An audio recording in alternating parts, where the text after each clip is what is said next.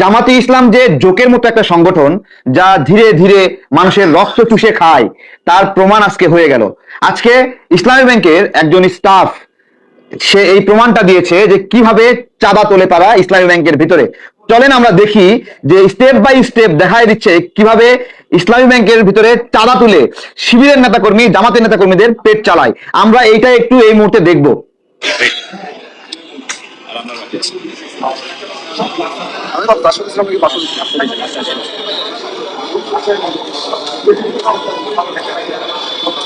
December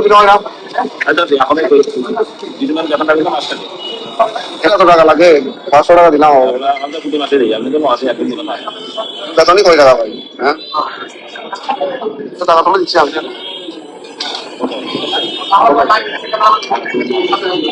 প্রত্যেক মাসে সবাই থাকে, তাহলে তো চাকরি লাভ না।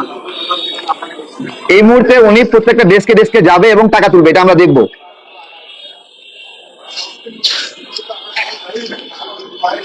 এইভাবে চান্দার টাকা দিয়ে শফিকুর রহমান চলে।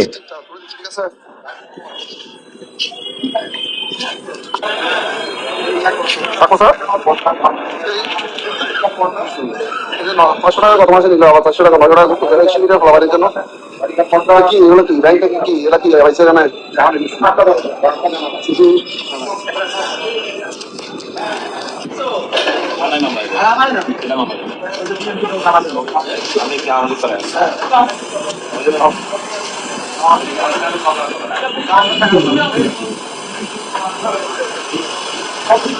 থ্রেট দিচ্ছে যে আপনি কি আওয়ামী লীগ করেন।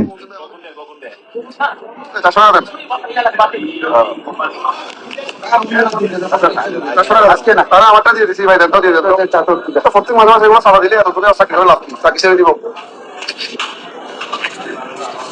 এইবার এই সাদিক কায়েম, চান্দার টাকায় চইলা বড় বড় কথা বলিস তোরা।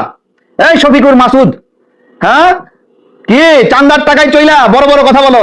হ্যাঁ, বাটপার তাহের সাহেব, চিরিংবাজ গোলাম পরওয়ার, আর হলো সাদা শকুন, কে চান্দার টাকায় চইলা চান্দাবাজি বন্ধ করবা, জোকের মতো চুষা খাচ্ছ। ইসলামী ব্যাংকে 22,000 কর্মী আছে, সেই 22,000 কর্মীর কাছ থেকে এভাবে চান্দা নেওয়া হয়, চান্দা নেওয়া হয়। এবং আমরা শুনছিলাম যে কিভাবে প্রতিক্রিয়া জানাচ্ছে ইসলামী ব্যাংকের স্টাফরা, এভাবে প্রতিক্রিয়া জানাচ্ছে। বাংলাদেশের আর একটা ব্যাংক দেখান যে ব্যাংকে এইভাবে রাজনৈতিকভাবে জোকের মতো চুষে খায়, এইভাবে রক্ত চোষার জন্য 5 আগস্ট জুলাই গণ অভ্যুত্থানের পরে এই চান্দাবাজ, এই ছদ্মবেশী মুনাফেক, এই বেদবের দল, যারা কিনা সাহাবীদের সঙ্গে বেদবি করে এবং বলে সাহাবীরা ইসলামের মানদণ্ড